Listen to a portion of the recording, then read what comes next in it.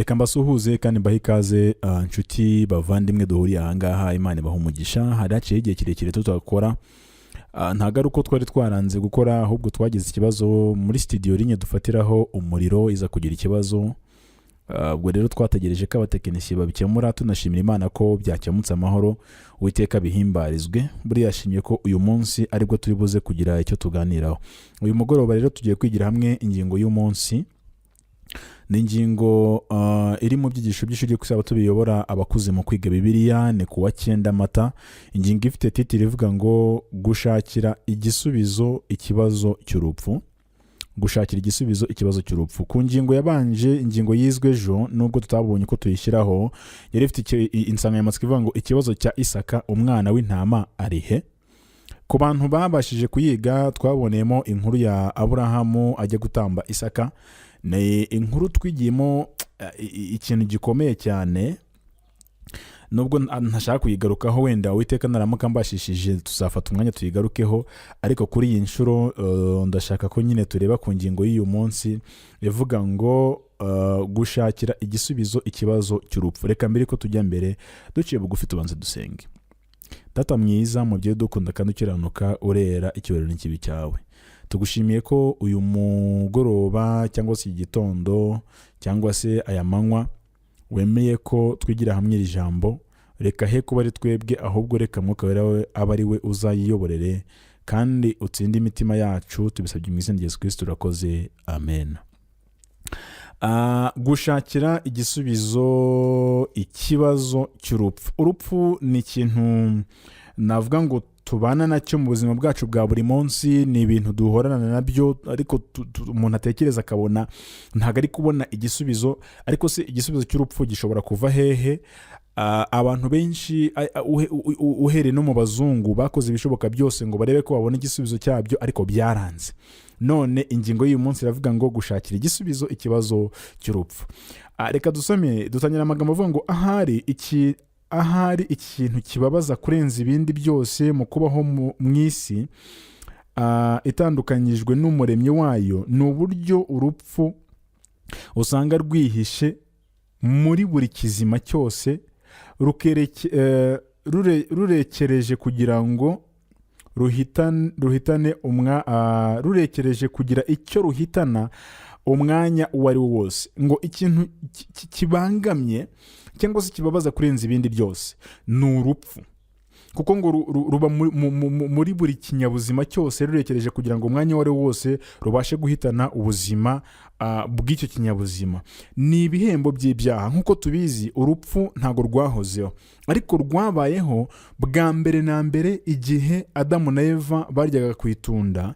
Ku bantu babashije gukurikirana iyo nkuru, muribuka ko urupfu rwa mbere rwabaye, Adamu na Eva ntago bari bazi urupfu icyo ari cyo. Icyakora Imana rero yababwiye ngo nimuramuka muriye ku giti, nimuramuka muriye ku itunda, no gupfa muzapfa. Kugira ngo rero bamenye urupfu icyo ari cyo, byakomotse ku mwana wabo Abeli. Ubwo yapfaga, ngo baramukikiye ntibamenya ko yapfuye, ko ntago bari bazi urupfu icyo ari cyo. Bamaze kumukikira rero, umwana atangira kubashangukira mu biganza. Bari bazi ko wenda hari ngira ngo azongera akaba muzima, ariko baza kumenya ko nyine icyo gihe ijambo urupfu ryasohoye. Ibyo rero nibwo bwa mbere twamenye urupfu. Birakomeza, inkuru iza gutyo kugerana n'izi saha, ariko kugera ubu ngubu cyangwa se kugeza ubu ngubu turimo turabona mborere kugera ubu ngubu turimo turabona urupfu nk'ibihembo by'ibyaha, igihano kitugeraho bitewe n'uko twitandukanyije na soko y'ubugingo wenyine ugenga isanzure yose, umuremyi. Ku bw'ibyo, kugira uruhare rukomeye mu buhanuzi bwa Bibiliya byaba mu kubaho kwarwo, ariko icy'ingenzi cyane, igisubizo cyarwo kibonekera gusa muri Yesu no mu rupfu rwe no kuzuka kwe. Haleluya. Bango urupfu, kugira ngo tubone insinzi y'urupfu, byanyuze mu rupfu. Sinzi n'icyo kintu kirimo kirumvikana. Kugira ngo tubone insinzi y'urupfu, byanyuze mu rupfu, kubera ko Yesu Kristo yaramuka atagiye ku musaraba ngo adupfire, ntago byari gukunda ko tunesha urupfu by'iteka ryose. Ahari ku muntu wenda udafite uko yizera yavuga ati none kuvuga ko mwatsinze urupfu mukaba mugipfa.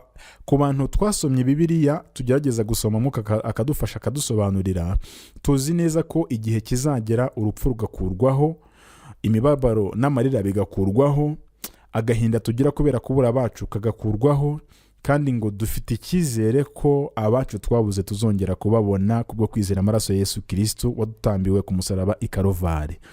Iyo rero niho dukura intsinzi y'urupfu. Turi kwiga ingingo ivuga ngo gushakira igisubizo ikibazo cy'urupfu. Ariko nubwo bimeze gutyo, abantu bose ntabwo ariko bazarokoka urupfu.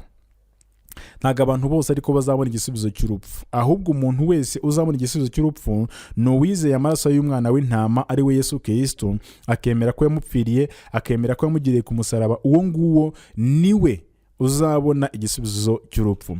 Hanyuma dukomeje gusoma ibyanditswe biri kutubwira ngo ukuvugwa kwa mbere k'urupfu muri Bibiliya hamwe no kwigaragaza kwarwo bwa mbere byombi bitanga umucyo mwinshi kuri iyi nsanganyamatsiko y'ingenzi mu buhanuzi, bikaba bidufasha gusobanukirwa uburemere bw'ikibazo cy'icyaha, kandi bikaduha ibintu by'ingenzi bituma dusobanukirwa n'igisubizo cy'Imana muri icyo kibazo. Ngira ngo nk'uko nabibabwiye, bwa mbere tubona nyine urupfu muri Edeni, Adamu na Eva bamaze gucumura. Murabizi ko birukanywe muri Edeni bamaze gucumura. Tubabona nyine barimo barwana n'ingaruka z'urupfu ariko batazi urupfu icyo ari cyo. Mwihangane nkore reflection imeze gutya. Ku bantu, hari abantu bameze sinzi ukuntu nabivuga, ariko hari abantu bamaze guhunga Imana, banze kuyumvira, bamaze kwanga kuyumvira, ingaruka zibageraho ariko ntibamenya ko izo ngaruka zikomoka kuba batarayumviye. Urugero, Adamu na Eva bariye ku itunda bagerwaho n'ingaruka z'icyaha. Yuda yagambaniye Yesu kandi abizi ko kugambana atari byiza, ntiyihana, ingaruka zimugeraho. Dufite n'abandi benshi bagiye nyine bagandira Imana ariko ingaruka nyine zikabaho. Urugero, dufashe nk'urugero witwa Berushazari, umuhungu umwuzukuru wa Nebukadinezari, tubona ko ngo yasuzuguye itegeko ry'Imana, birangira nawe urupfu rumugezeho.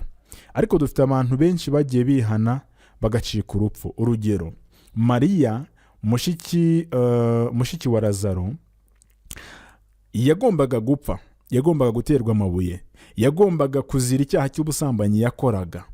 Bamuzana imbere ya Yesu bagira ngo atange itegeko bamutera amabuye, ariko kuko yizeye akaza akajya ku bipfukamiro akagwa imbere ya Yesu, yahavuye akize. Yesu aramubwira ngo igendere, ntukongere gukora icyaha ukundi. Si ubu gusa, Petero yihakanye Yesu. Arangije amaze kwihakana Yesu, igihe kiragera umutima uramukomanga, arihana. Amaze kwihana arababarirwa. Nshuti yanjye wowe udukurikiye, ndagira ngo nkumenyeshe ko umuntu wese ushaka intsinzi y'ikibazo cy'urupfu, birasaba ko dukemura ibibazo dufite na bagenzi bacu. Birasaba ko twiyeza imbere y'Imana. Birasaba ko twebwe ubwacu n'ibyacu twirinda kugira ngo bitabaho umugayo. Dusaba imbabazi abo twahemukiye, twishyura abo twariganyije, dukosora inzira zitagenda neza twanyuzemo, kugira ngo Imana itubone nk'abantu bashimwa, bityo natwe twandikwe mu mugabane w'abantu bazabona intsinzi y'urupfu ubwo Yesu Kristo azaba agarutse. Kenshi dukunze kumva abantu bavuga ngo urupfu ni umugabane w'ubuzima. Icyo ni ikinyoma, ntabwo ariko bimeze, kubera ko Imana irema ntabwo yaremye mu urupfu. Urupfu ni ikinyuranyo cy'ubuzima, ni igikuraho ubuzima, ntabwo ari umugabane. Urupfu ni ikinyuranyo cy'ubuzima kandi ni ikintu gikuraho ubuzima. Ni umucengezi utari uwo kuri iyi si kandi utari ugenewe kuba mu mugabane w'imibereho yacu ya hano ku isi. Nubwo tubana n'urupfu, imitima yacu irarurwanye cyane igihe duhuye narwo, nk'aho inyokomuntu yose uko yakabaye iba ibona ko hariho ikintu kibi kandi kidasanzwe kuri yo.